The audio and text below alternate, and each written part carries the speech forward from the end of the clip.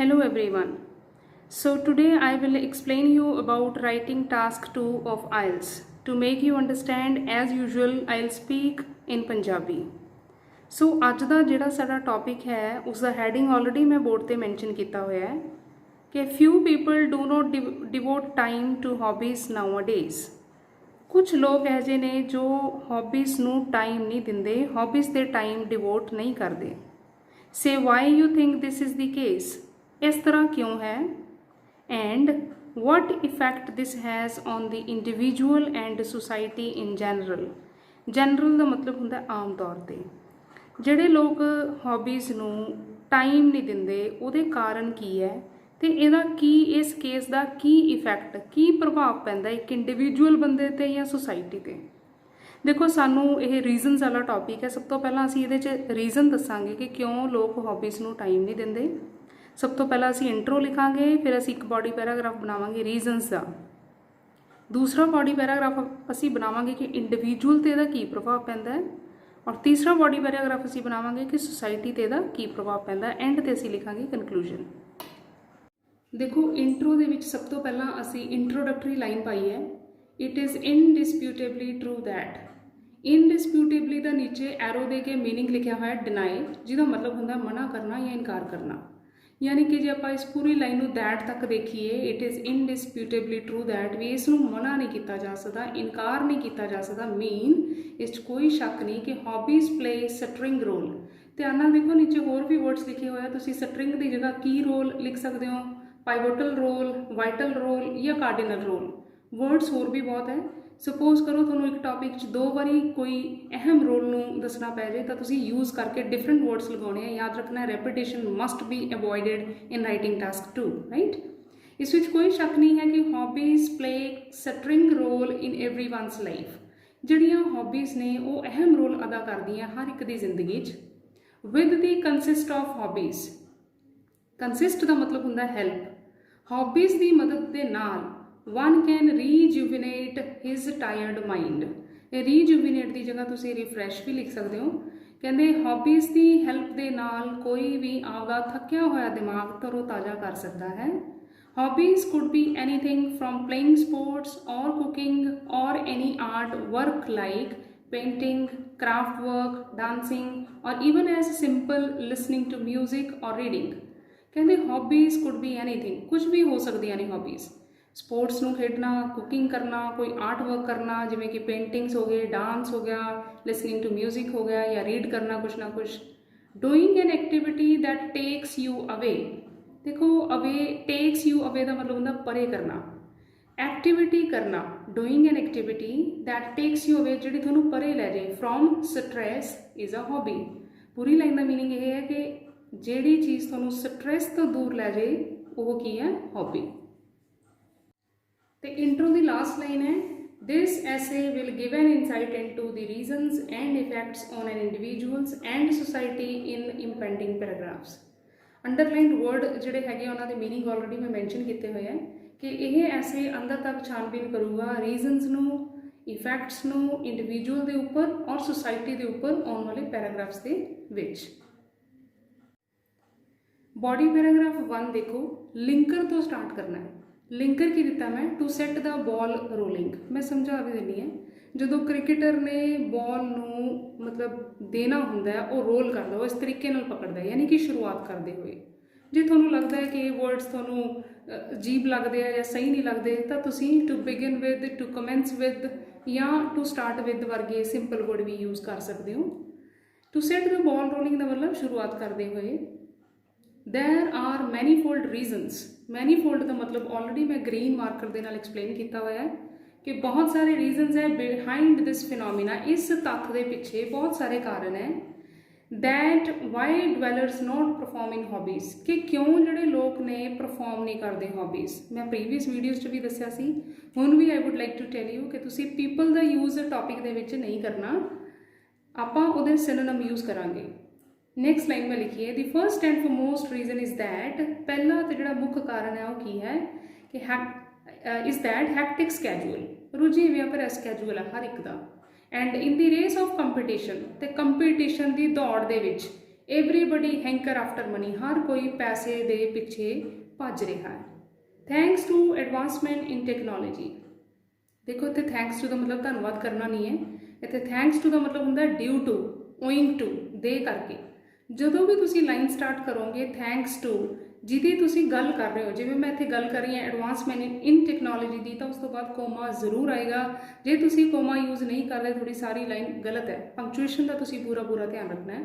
Thanks to advancement in technology, ਕਹਿੰਦੇ technology ਦੇ ਵਿੱਚ ਐਡਵਾਂਸਮੈਂਟ ਹੋਣ ਦੇ ਕਰਕੇ masses have become habitual of electronic gadgets, ਜਿਹੜੇ ਲੋਕ ਨੇ ਉਹ ਇਲੈਕਟ੍ਰੋਨਿਕ ਗੈਜਟਸ ਦੇ हैबिचुअल आदि हो चुके ने, बाय विच जिदे करके दे कंप्लीट देयर टास्क, जिदे करके वो आपदे काम है जिहड़े वो खत्म करते हैं। मोर सो इस तो इलावा नॉट जस्ट वर्किंग इनहैबिटेंट्स, सिर्फ काम करने वाले लोग ही नहीं, ईवन स्टूडेंट्स, बच्चे भी, either due to study load होने दे करके, because they have voluminous syllabus. वैसे वोलूमिनस का मतलब होंदा बहुत ज़्यादा, कई बच्चे इन्होंने प्रनाउंस करने में दिक्कत आती है, तो मैं राउंड के विच वोलूमिनस पंजाबी च भी इसकी प्रोनाउंसिएशन लिखी है, क्योंकि स्पीकिंग के विच जे तुसीं ये वर्ड पाना चाहते हो और थोड़ा ईजी लगता वर्ड, तो थोड़ा उसकी प्रोनाउंसिएशन सही पता होनी चाहिए है।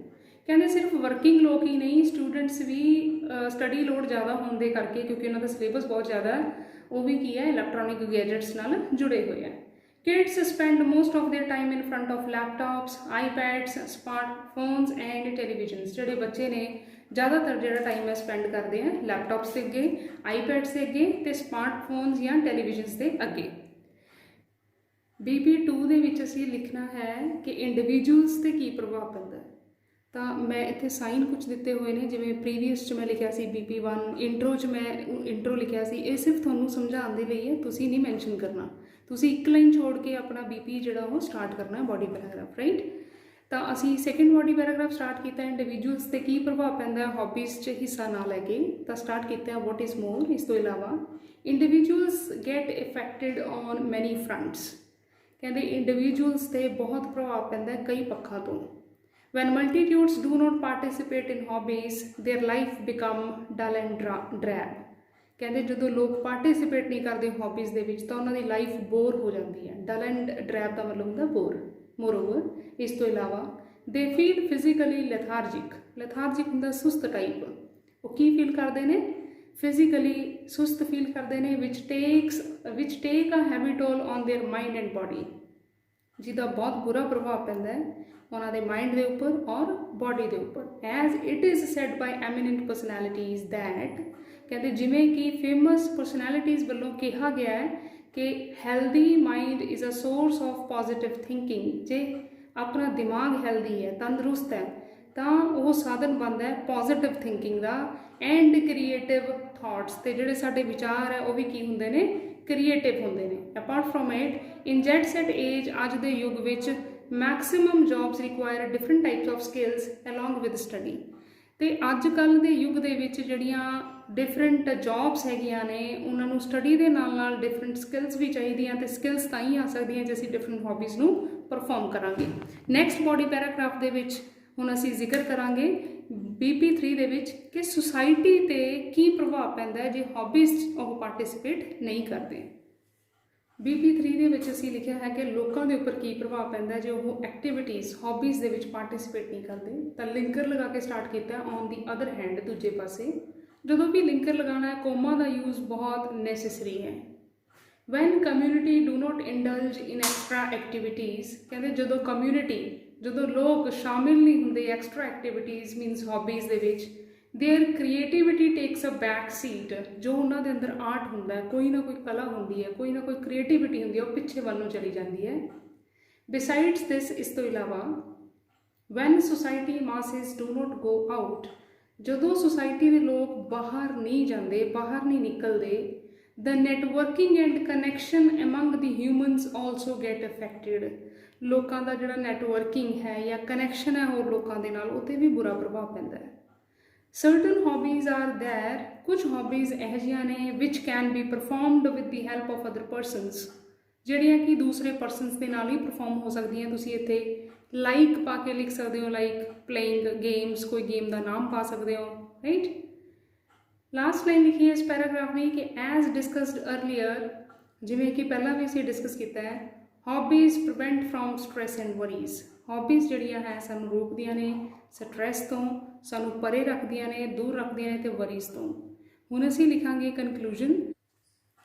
कनकलूजन का भी असी लिंकर तो स्टार्ट करना है। बहुत सारे लिंकर्स ने मैं प्रीवियस वीडियो च एक्सप्लेन किया हुआ है, तुसी वो लिंकर्स नूं लगाना जो थानू मीनस याद रह जान और जिन्हां दी स्पैलिंग तुसी सही लिख सको। तो मैं लिखिया summing up, after slicing and dicing the topic. देखो स्लाइसिंग एंड डाइसिंग का मतलब होंदा है किसी चीज़ नूं स्टडी या एग्जामिन करन तो बाद, right. It can be reiterated that, दोबारा तो किया जा सकता है कि it is very important to pursue a hobby, बहुत ज़रूरी है हॉबीज़ नूं करना, as it helps both society and individuals, जिमें कि ये हैल्प करती है सोसाइटी नूं भी और इंडिविजुअल्स लोगों नूं भी। तो यह सी अपना टॉपिक अज का। जे थोनू किसी भी तरह की कोई क्वेरी है, कोई क्वेश्चनस है, तुसी कमेंट सैक्शन जाके अपलोड कर सकते हो। तो इस तो बाद मैं टास्क वन दी कुछ वीडियोज़ अपलोड करूँगी। I will try my level best कि जड़िया वीडियोज़ हैं और थोड़े बेनीफिट लिए रोज़ अपलोड होंदियां रहन। और जिमें कि it is known to everyone that due to कोविड-19 करोना वायरस सारे बच्चों को दिक्कत हो रही है स्टडी नाल अनटच होए हुए ने। तो आई थिंक ये वीडियो थोड़ी बहुत हैल्प कर सकती है। आई मेक यू अंडरस्टैंड कि जोड़े फ्रैशर्स बच्चे हैगे ने वो किवें स्टार्ट कर सकते हैं अपने सारे के सारे मॉड्यूल्स। तुसी मैनू इंस्टा ते भी फॉलो कर सकते हो और यूट्यूब चैनल मेरा जोड़ा है प्रीवियस वीडियोज़ भी तुसी देख सकते हो। जे तुसी चाहते हो किसी टाइप की कोई video means related to IELTS only तो I will upload definitely. So मिलांगे नैक्सट वीडियो दे विच, तद तक के लिए thank you and wish you all the very very best.